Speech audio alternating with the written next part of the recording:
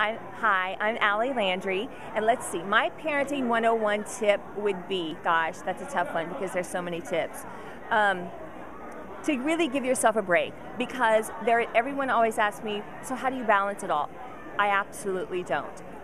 I don't. Someone always falls short at the end of the day, whether it's my husband, my child, my family, my friends.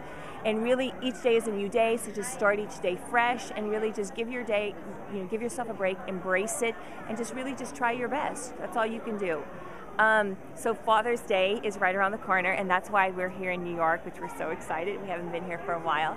So we're going to spend Father's Day here. And I guess the best tip I would have for Father's Day is allow, your husband or to really just kind of pick what he wants to do, because it's usually very, very different from what you want to do. I think that was Pamper's whole idea of this cookout, because they're like, what do guys like to do? Well, barbecue and just kind of hang out. So that's why we're here. And I know, this weekend is all about my husband. We took him to get a haircut today, which was not very fun, but we did.